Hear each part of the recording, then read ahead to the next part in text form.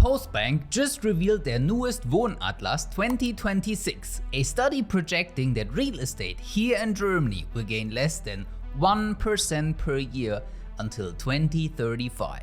A brutal comparison to just 4 years ago, when property prices surged by over 14% in one single year. How did we go from a skyrocketing 14.2% just 4 years ago to a market that doesn't even beat a standard savings account? Is it possible that Postbank is overlooking something, which leads them to wrong conclusions? Let's look behind the headlines to find out what changed and why the predictions are so low. So you'll know by the end of this video if real estate is still a good investment or if real estate in Germany is dead. The Postbank Housing Atlas 2026 was conducted by experts from the Hamburg Institute of International Economics. They predict that property prices in Germany will rise on average by just 0.41% per year over the next 9 years, which sounds incredibly low. It's adjusted for inflation, which would add another 2.2% growth, but still, only 2.6% nominal growth is super low compared to historical rates. Why is that? First, that headline figure of 0.4% is the median across all 400 German districts. It includes hotspots like Leipzig with gains of nearly 2% per year or 4.1% without inflation, and shrinking rural areas in Sachsen and Sachsen-Anhalt. And these structurally weak regions drag the median down quite a bit. Second, the era of 1% interest rates is over. With mortgage rates hovering around 4%, the old days with double-digit growth, like in 2021 we've seen earlier, are gone. And third, Germany's building energy laws, like the Gebäudeenergiegesetz, mean owners must invest pretty heavily into renovations. And with most buildings being in the lower energy classes, sellers are forced to drop their prices up front. Finding a property that actually beats these low growth projections comes down to one single thing: analyzing your personal numbers and choosing the right property in the right location. And that is exactly what we do for our clients every single day. So if you want to see if real estate makes sense for your financial situation, book a free meeting with us right here. Let's make sure that you don't make any expensive mistakes. Now, Postbank is not the only institution predicting future real estate prices. The German Economic Institute projects nominal price increase of 3.1% per year, or 1.1% if you adjust for inflation. That is the national average, because for the big seven, Berlin, Munich, Frankfurt, Hamburg, Cologne, Düsseldorf and Stuttgart, IW Köln predicts almost twice the rise. Another critical factor is energy efficiency. The German Institute for Economic Research, DIW, highlights that sustainable buildings will see an extra 15 to 20% growth boost compared to old unrenovated properties. And the family office Finvia looks at historical market cycles and comes to an average growth of roughly 7% per year over the next decade without inflation.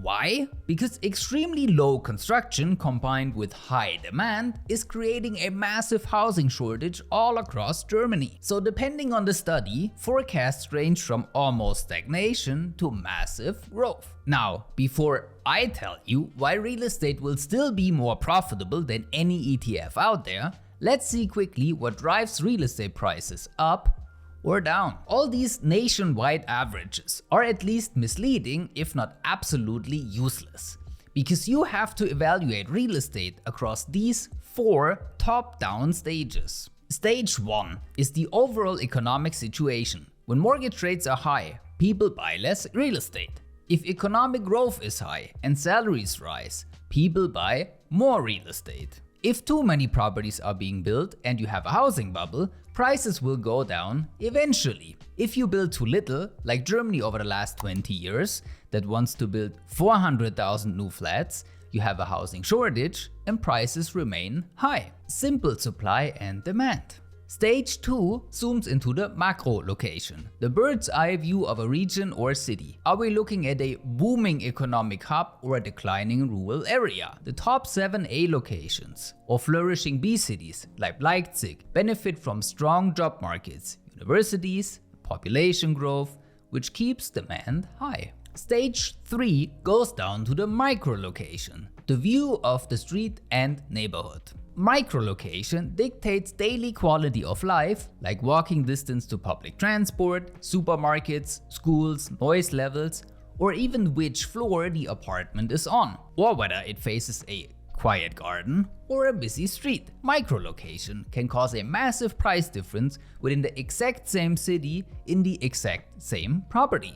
And stage 4 is the property itself, of course. What's the physical condition, floor plan, or energy efficiency? Is it a nice property where a seller can move in straight away? Or does it look like this? Relying on a single national forecast is like looking at an average temperature of the entire country. It might be sunny in all of Germany, but in your street, it's raining.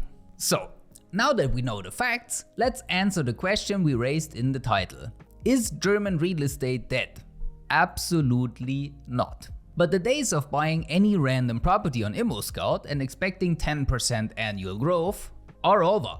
To succeed in today's market, you need a way more professional approach. You can make 10% with ETFs, and if you're watching this video, which you are right now, you might be thinking, why should I buy a property with 1% or 2% appreciation when I can just put my money into an ETF and make 10%. On paper, that sounds logical, but the math is not mathing here. Comparing property returns to ETF returns is a massive mistake. Why?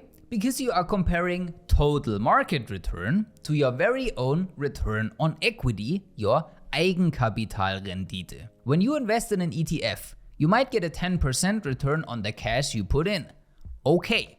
But real estate has 3 profit levers working at the same time. Lever number 1 is the rental yield. Your property generates rental income, which rises with inflation if you set up an index contract or Staffelmiete, giving you monthly cash flow on top of property appreciation. Depending on your specific investment case, it might not work from the very first month that your tenant completely pays off your mortgage and you are cash flow positive, but after a while it should.